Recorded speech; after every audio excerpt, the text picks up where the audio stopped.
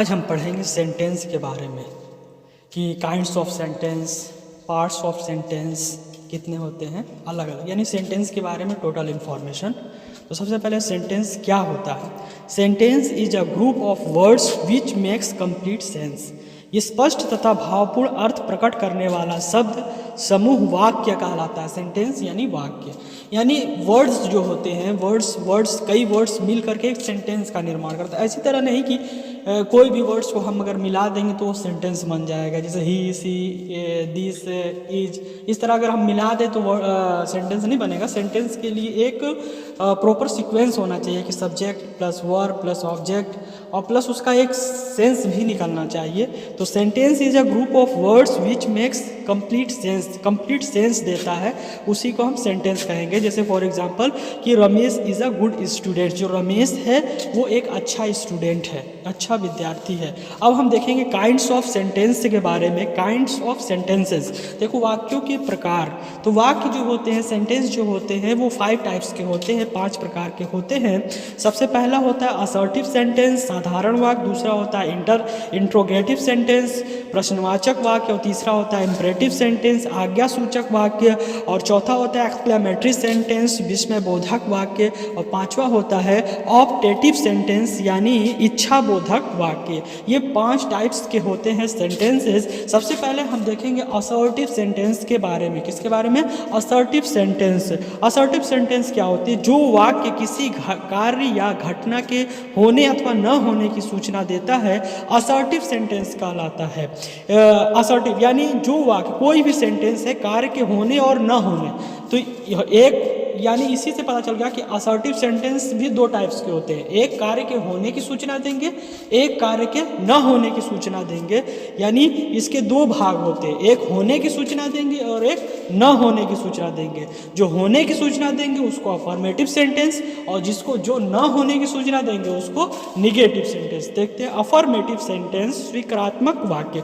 जो वाक्य किसी कार्य या घटना के बारे में होने की सूचना देता है, अफर्मेटिव सेंटेंस कहलाता है। जैसे ही सिंग्स अ सॉन्ग, यानी वह एक गाना गाती है।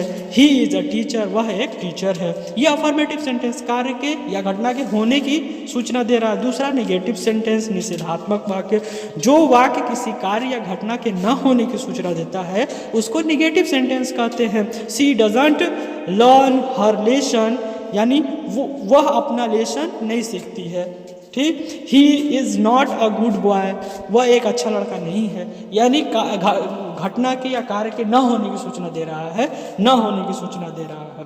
तो असर्टिव सेंटेंस कितने 2 टाइप्स हो गए, यानी एक तो कार्य या घटना के बारे में होने की सूचना दे रहा है, एक कार्य या घटना के बारे में न होने की सूचना दे रहा है। अब अगला हम देखते हैं इंट्रोगेटिव सेंटेंस। देखो इंट्रोगेटिव सेंटेंस यानी प्रश्नवाचक वाक्य। सिंपल, जिन वाक्यों में कोई प्रश्न पूछा जाता है, कोई भी प्रश्न पूछा जाता है, वे इंट्रोगेटिव सेंटेंस कहलाते हैं। इन वाक्यों के अंत में क्वेश्चन मार्क यानी प्रश्नवाचक चिन्ह लगा रहता है। सिंपल, कोई भी हम क्वेश्चन करते हैं, तुम कहाँ जा रहे हो, तुम क्या कर रहे हो, तुमने क्या खाया, तुमने क्या पिया, यानी कोई भी क्वेश्चन करेंगे उसको हम प्रश्नवाचक वाक्य यानी इंट्रोगेटिव सेंटेंस कहते हैं। जैसे for example, is this Mohan's car, क्या ये मोहन का कार है? वेयर डू यू लिव, तुम कहाँ रहते हो? तो ये क्या है? Interrogative sentence. हम क्वेश्चन कर रहे हैं, किसी से भी क्वेश्चन करेंगे उसको इंट्रोगेटिव सेंटेंस। उसके बाद आते हैं इंपरेटिव सेंटेंस। इंपरेटिव सेंटेंस क्या होते हैं? आज्ञा सूचक वाक्य। जिस वाक्य से आज्ञा, प्रार्थना, सलाह, सुझाव या आदेश आदि व्यक्त किए जाएं उसे इंपरेटिव सेंटेंस कहते हैं। क्या कहते हैं? Imperative sentence.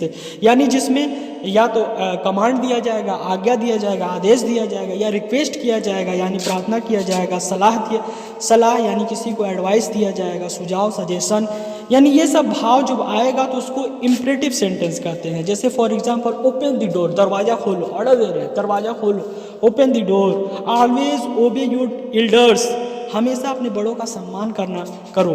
तो ऑलवेज ओबे योर एल्डर्स, तो इसमें हम क्या दे रहे हैं? सलाह दे रहे हैं। प्लीज़ हेल्प मी, कृपया मेरी मदद कीजिए, यानी इसमें हम रिक्वेस्ट कर रहे हैं किसी से। तो do not walk in the middle of the road, यानी हमें रोड बोला जा रहा है कि do not walk in the middle of the road, यानी सड़क के बीच में मत चलो। इसमें भी सुझाव दिया जा रहा है कि सड़क के बीच पे मत चलो। तो ये सब सेंटेंस जो भी आएंगे जिसमें भी आज्ञा, प्रार्थना, सलाह, सुझाव या आदेश इसका भाव व्यक्त करेंगे तो उसको हम इम्परेटिव सेंटेंस कहेंगे। उसके बाद आता है एक्सक्लामेटरी सेंटेंस यानी विस्मय बोधक वाक्य। एक्सक्लामेटरी सेंटेंस क्या होते हैं कि जिस वाक्य से आश्चर्य, दया भाव, दुख, घृणा, करुणा, हर्ष आदि का भाव प्रकट होता है उसको एक्सक्लामेटरी सेंटेंस, और इसमें भी एक्सक्लामेशन मार्क्स लगा होता है। मार्क्स इसके पहले हमने देखा था पिछले वीडियो में इंटरजेक्शन, यानी इंटरजेक्शन एक वर्ड होता है और इस सेंटेंस को एक्सक्लेमेटरी सेंटेंस कहते हैं। तो यानी जिस भी वाक्य में से हमको आश्चर्य, दुख ये सब का भाव प्रकट होएगा तो उसको हम क्या कहेंगे, एक्सक्लेमेटरी सेंटेंस। जैसे hurrah we have won the match, यानी अरे हम तो मैच जीत चुके हैं, यानी we have won the match.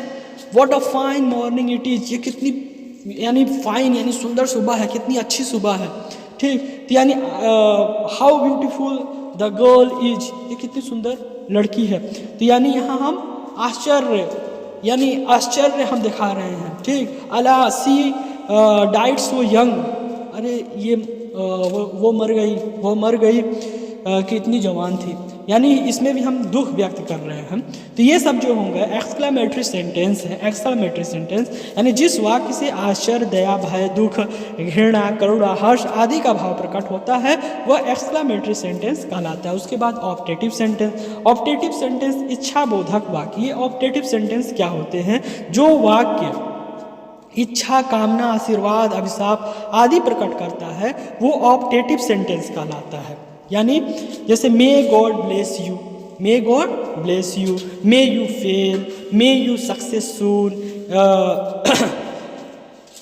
May God give you everything, यानी ईश्वर तुम्हें सब कुछ दे। मे यू फेल, तुम फेल हो जाओ, किसी को श्राप दिया जा रहा है, मे यू फेल, तुम फेल हो जाओ। मे यू सक्सेस सून, तुम जल्दी सफल हो जाओ। मे गॉड ब्लेस यू, यानी किसी को भी आशीर्वाद दिया जा रहा है, मे गॉड ब्लेस यू। तो इस तरह के वाक्य जो होंगे उनको ऑप्टेटिव सेंटेंस कहा जाता है। यानी जिस भी वाक्य से इच्छा, कामना, आशीर्वाद, अभिशाप आदि का भाव प्रकट होता है वो ऑप्टेटिव सेंटेंस कहलाते हैं। तो हमने देखा kinds of sentence. Kinds of sentence कितने तरह के होते हैं, 5। असर्टिव, इंट्रोगेटिव, इम्परेटिव, एक्सक्लेमेटरी और ऑप्टेटिव सेंटेंस। ये 5 तरीके के होते हैं, ये 5 टाइप्स के होते हैं क्या, सेंटेंसेस। तो अब हम इनके काइंड्स पता कर लिए। अब हम इसको पार्ट्स ऑफ सेंटेंस के हिसाब से, यानी एक ही सेंटेंस रहेगा तो उसके पार्ट्स कितने कितने होंगे। एक ही सेंटेंस में उसके अगर हम कई पार्ट्स करते हैं तो पार्ट्स के हिसाब से सेंटेंस के अब हम टाइप देखेंगे कि पार्ट्स ऑफ सेंटेंस। तो जैसे एक अगर सेंटेंस है तो उसके 2 पार्ट्स हो गए, एक सब्जेक्ट हो गया और दूसरा प्रेडिकेट हो गया, यानी एक सब्जेक्ट और दूसरा प्रेडिकेट। अब अगर हम सब्जेक्ट को केवल लें, प्रेडिकेट को अलग कर दें, सब्जेक्ट को केवल लें तो सब्जेक्ट के 2 पार्ट हो गए, एक हो गया क्वालिफायर और दूसरा हो गया मेन वर्ड। यानी क्वालिफायर और दूसरा मेन वर्ड। मेन वर्ड कौन होता है, मेन जो काम करने वाला, जो डूअर होता है, यानी काम करने वाला, वही मेन वर्ड होता है। जैसे रमेश पढ़ रहा है तो रमेश क्या है, मेन वर्ड है, वही डूअर है। तो क्वालिफायर और मेन वर्ड यानी सब्जेक्ट 2 तरह के। अब हम क्वालिफायर को अगर डिवाइड करें तो क्वालिफायर में कौन कौन आएगा, डिटर्मिनर, एडजेक्टिव, एडजेक्टिव प्रेस, ये 3 तरीके के। अब आगे हम देखते हैं सब्जेक्ट का पार्ट्स हमने देख लिया। अब देखेंगे प्रेडिकेट। प्रेडिकेट वर्ब, ऑब्जेक्ट और कंप्लीमेंट से मिलकर बना होता है। वर्ब, ऑब्जेक्ट और कंप्लीमेंट से मिलकर बना होता है। वर्ब जो होते हैं वो 2 तरीके के होते हैं, एक ऑक्सिलरी वर्ब होता है जिसको हेल्पिंग वर्ब भी कहा जाता है, दूसरा जो होता है मेन वर्ब। अब मेन वर्ब भी देखेंगे तो वो 2 तरीके के होते हैं, एक होता है ट्रांसिटिव वर्ब, एक होता है इनट्रांसिटिव वर्ब। ऑब्जेक्ट देखेंगे तो ऑब्जेक्ट 2 तरीके के होते हैं, एक होता है इनडायरेक्ट ऑब्जेक्ट, एक होता है डायरेक्ट ऑब्जेक्ट। उसके बाद कंप्लीमेंट देखेंगे तो कंप्लीमेंट भी 2 तरीके के होते हैं, एक होता है सब्जेक्टिव कंप्लीमेंट, एक होता है ऑब्जेक्टिव कंप्लीमेंट। इस तरीके से एक सेंटेंस के कई पार्ट्स होते हैं, एक ही सेंटेंस के कई पार्ट्स होते हैं।